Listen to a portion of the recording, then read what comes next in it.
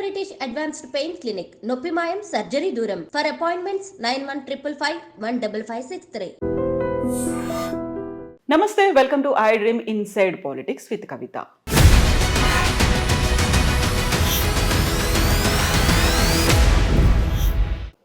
Sir, ఇప్పుడు తెలంగాణ రాష్ట్రంలో రేవంత్ సర్కార్ వచ్చిన తర్వాత 1 year కంప్లీట్ చేసుకోబోతోంది. ఇన్ జస్ట్ ఫ్యూ డేస్ ఈ పరిపాలన చూసిన తర్వాత దేని మీద ఎక్కువ ఫోకస్ ఉందనిపించింది, దేన్ని మర్చిపోయారనిపించింది సార్? ఒక మంచి నాకు అనిపిస్తుంది ఏంటంటే, గత ప్రభుత్వం చేపట్టినటువంటి ఆర్థికాభివృద్ధి కోసం విధానాలు, పెట్టుబడులను ప్రోత్సహించడం కావచ్చు, హైదరాబాద్ నగరాన్ని ఒక ఆకర్షణీయమైనటువంటి నగరంగా పారిశ్రామికీకరణకి, ఆర్థికాభివృద్ధికి చూపెట్టడం కావచ్చు, అది కొనసాగించే ప్రయత్నం జరుగుతోంది. దాన్ని అభినందిస్తున్నాం. ఏదో అభివృద్ధికి వ్యతిరేకంగా ఉన్నట్టు కాకుండా సంకేతాలు మంచి వేస్తున్నారు. ఒక దురదృష్టం ఏంటంటే, అలవిమాలని హామీలు ఇచ్చి కష్టాన్ని కొని తెచ్చుకున్నారు.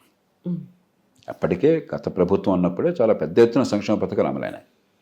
దానిలో కొన్ని మార్పులు చేర్పులు చేయొచ్చు, కానీ ఆ పైన అదనంగా మరొక 60-70 కోట్లు బహుశా అన్నీ కలిపితే అన్ని మాటలు నెరవేరిస్తే 1,20,000 కోట్లు ఏడాదికి అదనం ఖర్చు అయ్యేట్టు తీసుకునేసరికి పచ్చగా ఉన్న రాష్ట్రంలో సంక్షోభాన్ని తెచ్చుకున్నారు. అది ఒక ముఖ్యమంత్రిగా నేను అన్నాను, ఎందుకంటే వారి పార్టీ ఒక కొన్ని హామీలు ఇచ్చింది, అసాధ్యమైన హామీలని, ఆ భారాన్ని విడమే పెట్టారు. మంత్రివర్గాన్ని వాడు తప్పట్టడం కష్టం, మంచి చెడు తప్పు పొరపాటు ముందే జరిగింది. మూడోది, అలాంటి పరిస్థితులు ఏంటంటే డబ్బు లేనప్పుడు ప్రభుత్వాలు చేయవలసింది ఉన్న డబ్బును సద్వినియోగం చేసే పద్ధతులు ఎట్లా చేయాలి. ఉదాహరణకి విద్యకి బోర్డంత ఖర్చు పెడుతున్నారు. విద్యా ప్రమాణాలు అధ్వాన్నంగా ఉన్నాయి. గతంలోనే 50% పైగా 54-55% మంది పిల్లలు స్కూళ్ళల్లో, ప్రైవేట్ స్కూళ్ళల్లో ఉన్నారు. ఇప్పుడు ఇంకా తగ్గిందని చెప్తున్నారు. నేను ఏమంటాం, 66 లక్షల మంది పిల్లలు ఉంటే తెలంగాణలో స్కూల్ విద్యార్థులు, 21 లక్షల మంది ప్రభుత్వ స్కూళ్ళని ఈ మధ్య అందిన సమాచారం. వాస్తవం కాదు, పరిశీలించాలి. 66లో 21 లక్షలు అంటే దాదాపుగా 33-32% వచ్చేసాం మనం. గవర్నమెంట్ స్కూల్ మీద నమ్మకం పూర్తిగా పోయింది. ఖర్చు ఒక్కొక్క బిడ్డ మీద ₹1,00,000 పెడుతున్నారు. కాబట్టి మీరు చూడాల్సిన మొట్టమొదటి ప్రాధాన్యత ఏంటంటే, ఇంతంత ఖర్చు పెడుతున్నాడు అదనంగా డబ్బులు ఖర్చు పెట్టక్కర్లా. పిల్లల విద్యా ప్రమాణాలు పెంచడం ఎట్లాగా, పరీక్షల పద్ధతిని సమూలంగా మార్చి పరీక్షల్లో నిజాయితీ తీసుకురావాలి, పరీక్షల్లో మేధస్సును పరిశీలించే ఏర్పాటు కావాలి, బట్టి పట్టేది కాకుండా. అది గవర్నమెంట్ స్కూల్ కావచ్చు, ప్రైవేట్ స్కూల్ కావచ్చు, బాధ్యత మొత్తం మీదే. విద్యలో ఫలితాలు తీసుకురావడం బాధ్యత మీది. ఫలితం అంటే పాస్ కావడం కాదు. 96% మంది పాస్ అయినట్టు కనిపిస్తుంటే 10% మందికి కూడా ఆ క్లాస్ లెవెల్లో పరిజ్ఞానం లేదు. ఇంకా పాస్ ఏంటి, దొంగ పాస్లవే.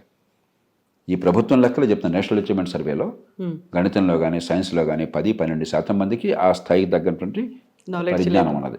పాస్ అయ్యి 96%. మరి ఈ మధ్యన 85% ఏమవుతుంది?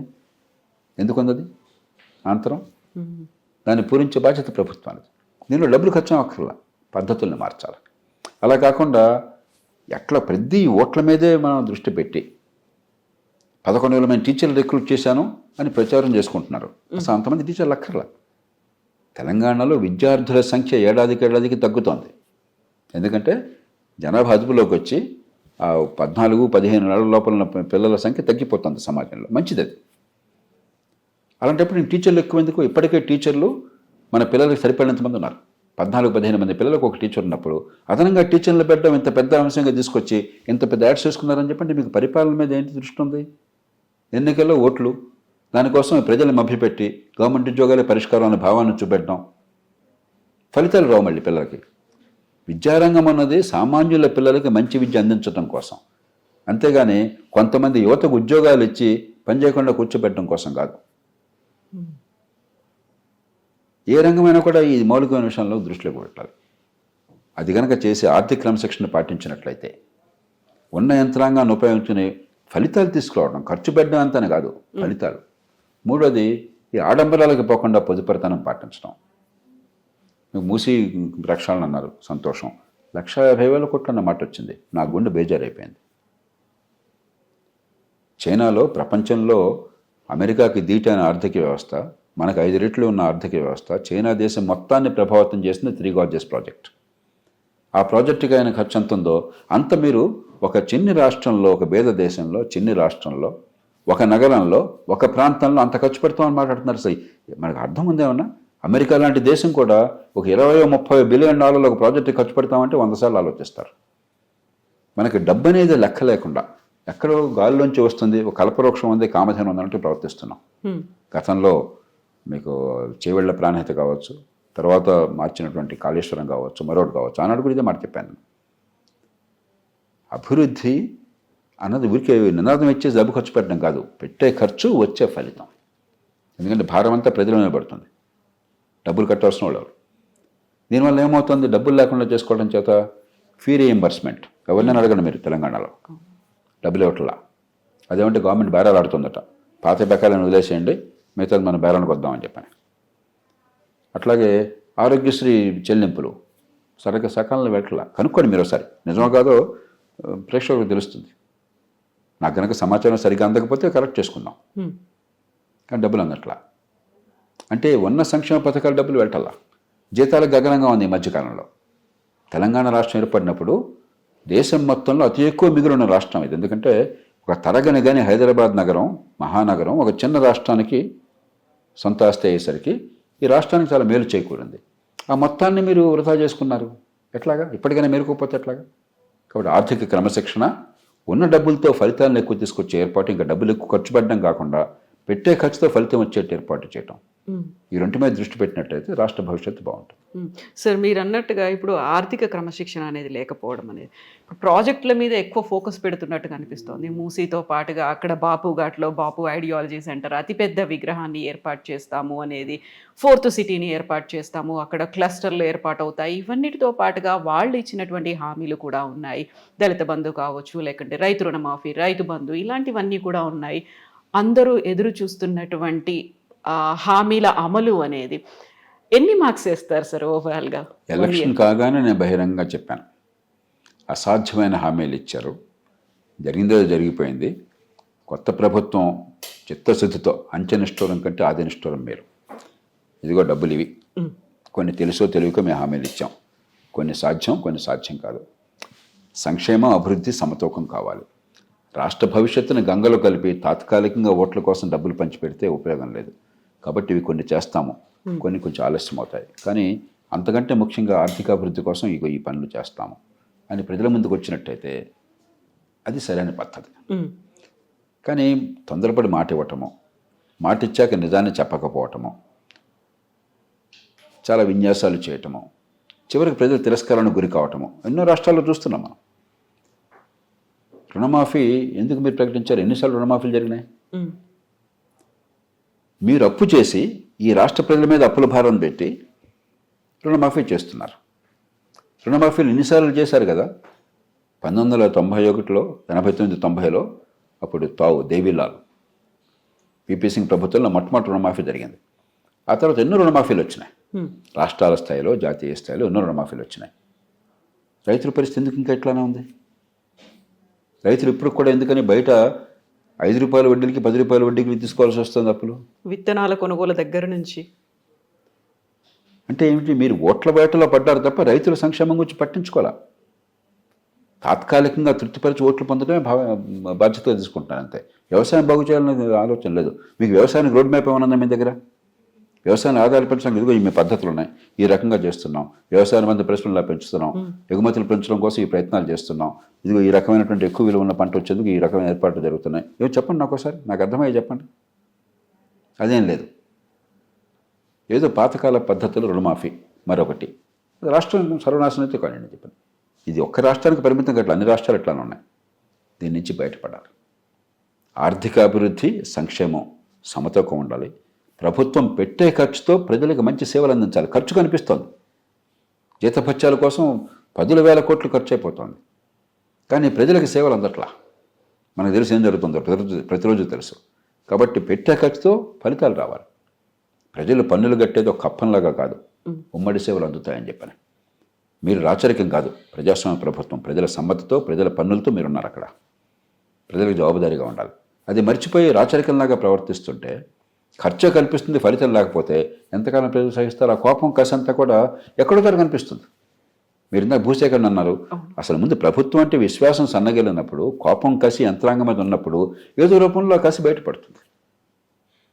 దాని మూల కారణాల గురించి మనం ఆలోచించట్లా. ఏదో నడుపుతున్నాం, రథం నడుపుతున్నాం. ఇక అవినీతి గురించి నేను మాట్లాడినాం. 40 కోట్లు అసెంబ్లీ ఎన్నిక కోసం ఖర్చు పెట్టాక అవినీతి లేదని అనుకుంటే వాడు అమాయకుడు అవుతాడంతే. కాబట్టి మనం నిజాయితీగా పునరాలోచన చేయాలి. ఏం చేస్తున్నాం, ఏ పార్టీ అయినా సరే, ఏ రాష్ట్రమైనా సరే, ఏ ప్రభుత్వం అయినా సరే. సో ప్రజల్లో అసహనం, ఆగ్రహం ఏదో ఒక రూపంలో బయటపడుతుంది అనుకుంటే ఎన్నికల కాలం దాకా ఎదురు చూడాల్సిన అవసరం లేదు. 4 ఏళ్ల తర్వాత మళ్ళీ ఎన్నికలు వస్తాయి, అప్పటిదాకా వీళ్ళు తీర్పు అప్పుడు ఎట్లాగో చూపెడతారు. మీరు ఎన్ని విన్యాసాలు చేసినా కూడా చాలా ప్రభుత్వాలు అభివృద్ధి మీద దృష్టి పెట్టకపోతే ఓడిపోతున్నాయి. కాదని చెప్పండి మీరు. ఎన్ని విన్యాసాలు చేసినా కూడా, ఎన్ని రకాలైనటువంటి ఈ సంక్షేమ పథకాలు పెట్టినా కూడా, ఎన్ని గ్యారంటీలు ఇచ్చినా కూడా ఓడిపోతున్నారు. కానీ ఆ స్పృహ ఉండదు.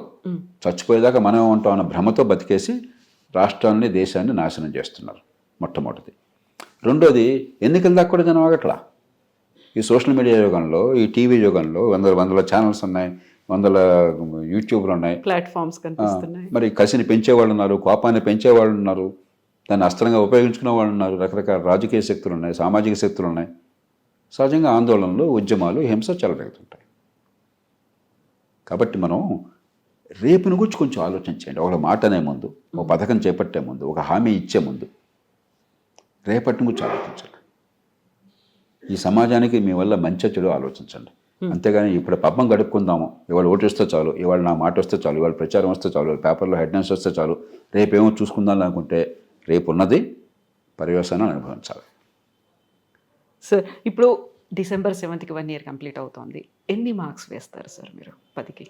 నేను దానిలోకి వెళ్ళను. ఎందుకంటే కరవమంటే కప్ప కోపం, ఇవ్వమంటే పాము కోపం. ఇందాక రంగాలు చెప్పాను కదా, కనీసం అభివృద్ధికి వ్యతిరేకంగా సంకేతాలు ఇవ్వటం లేదు. హైదరాబాద్ నగరం, మీకు పార్టీలు అంటే కోపం ఉండొచ్చు, ప్రేమ ఉండొచ్చు, పక్కన పెట్టండి. ఖచ్చితంగా గత 20-30 ఏళ్లలో తెలుగునాట మంచి జరిగింది ఏంటంటే హైదరాబాద్ నగరం అభివృద్ధి. ఒకప్పుడు దక్షిణాదిన అతి తక్కువగా ఉన్న నగరం, దేశంలో పెద్దగా తలమానికి కానటువంటి నగరం, ఇవాళ దేశంలో గర్వించదగ్గ నగరం. మరి చెన్నైని దాటి వెళ్ళింది. ఇవాళ చెన్నై కంటే హైదరాబాద్ వ్యవస్థ, ఆర్థిక వ్యవస్థ ఇంకా మరింత బలమైనది. మనం గర్వపడాలి. మనకంటే బెంగళూరు ఇంకా బలమైనది. అక్కడ మనకంటే భౌగోళిక కారణాలు ఉన్నాయి, మనకంటే ముందు కొంచెం ఫస్ట్ మోర్ అడ్వాంటేజ్ ఉన్నది. దాన్ని కొనసాగించారు.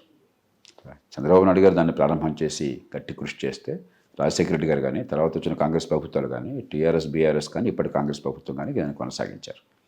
దాన్ని అభినందిస్తున్నాను. అలాగే ఇంత పెద్ద ఉద్యమం వచ్చి ఆంధ్ర, తెలంగాణ పేరుతో కొన్ని సందర్భాల్లో ద్వేషాలు, కోపాలు వచ్చినా కూడా అవన్నీ పూర్తిగా సమసిపోయేట్టు చేసి చాలా బాధ్యత వ్యవహరించారు. గతంలో ఉన్న బీఆర్ఎస్ ప్రభుత్వం, టీఆర్ఎస్ ప్రభుత్వం కావచ్చు, ఇప్పుడున్న కాంగ్రెస్ ప్రభుత్వం కావచ్చు, అందుకు వారిని అభినందించాలి. ఇందాక మిగతా పొరపాట్లు నేను చెప్పాను.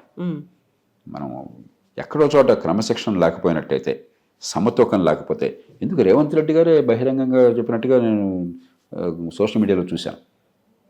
ఆయన గతంలో ఎంపీగా ఉండగా, అవునయ్యా మేము మోసం చేస్తాము, మోసం చేయమని మీరు కోరుతున్నారు, అవును, మమ్మల్ని అనే ప్రయోజనం అంటే చెప్పి ఆయన అంటే మనసులో ఆవేదన ఉంది కదా, ఆయనకి తెలుసు కదా ఏం జరుగుతుందో. ప్రజలే మార్పు కోరుకోవట్లేదా అనిపిస్తుంది ఒక్కోసారి. అంటే విత్తు ముందా చెట్టు ముందా అని. తుది బాధ్యత నాయకులది. వ్యవస్థను మారుస్తామని ప్రజలకు హామీలు ఇచ్చి వచ్చేవాళ్ళు నాయకులు. కాబట్టి ఎన్నికైన ప్రభుత్వాలు ప్రజల మీద బాధ్యత పెడితే, అందులో ఒక పేద దేశంలో పేదరికము, అవిద్య, సరైన సేవలు అందకపోవటము, అధికార కేంద్రీకరణ, దాంతో ప్రయోజనోటు హక్కు, ఇది ఒక ఎక్స్ప్లోజివ్ కాంబినేషన్. ప్రజాస్వామ్యంలో ప్రజల తీర్పుతో ప్రభుత్వాలు వచ్చేది ఈ 4 ఉన్నప్పుడు చాలా కష్టమైనటువంటిది. అక్కడ దూరదృష్టి ఉన్న నాయకత్వం కావాలి. ఈ మొత్తాన్ని సమగ్రంగా అర్థం చేసుకుని ఎలా సమన్వయం చేయాలి, ఎలాగ స్వల్పకాలికాన్ని, దీర్ఘకాలికానికి మధ్య వారధి కట్టాలి. స్వల్పకాలికం కోసం దేశ భవిష్యత్తును బలిపెడతానని మీరు చేస్తూ ఉంటే మీ పదవుల కోసం చెప్పని దానికి మూల్యం చెల్లించాలి సమాజం. అంచేత నాయకత్వం బాధ్యత తీసుకోవాలి తప్ప ప్రజలను తిట్టే హక్కు లేదు మీకు. ప్రజలు కోరకుండా ఇవన్నీ ఇస్తామని చెప్పింది మీరు. హామీలన్నీ ఒకప్పుడు ఆత్మగౌరవంతో తలెత్తుకుని తిరిగే సమాజాన్ని ఇవాళ బానిసలుగా మార్చింది వాటి రాజకీయం. ఈ మాట నేను స్పష్టంగా చెప్తున్నాను. ప్రజలు కాదు మార్చుకున్నది. పేదరికం ఉన్నప్పుడు కూడా మీరే ఈ గ్రామాన్ని తెలంగాణ చూడండి, కోస్తాంధ్ర చూడండి, రాయలసీమ చూడండి, ఇంకే రాష్ట్రంలో చూడండి, మన ప్రజల్లో పౌరుషం ఉండేది, స్వావలంబన ఉండేది, ఆత్మభావన ఉండేది. ఏ ఊళ్ళో ఆ ఊళ్ళు వాళ్ళకి శక్తికి మించిది తలా 10 రూపాయలు వేసుకుని పనిచేసుకునేవాళ్ళు. అది నాశనం చేసింది మీరు. ప్రజల మంచిని నాశనం చేసి ప్రజల మీద దండెత్తే హక్కు మీకు ఎవడిచ్చాడు? కాబట్టి నేను ప్రజలను బాధ్యత పెడితే అది అంతకంటే తప్పు ఇంకోటి. దాని పరిష్కారం లేదు. వినడానికి చాలా బాగుంటుంది కానీ పరిష్కారం లేనటువంటి సమస్య అది. బాధ్యత రాజకీయానికి, పరిపాలన యంత్రాంగానికి, నాయకత్వాన్ని ఇచ్చే బాధ్యత, విధానం రూపొందించే బాధ్యత. అది చేతకాక ప్రజలను తిడుతున్నాం అంతే. Yes sir, thank you so much sir. Thank you.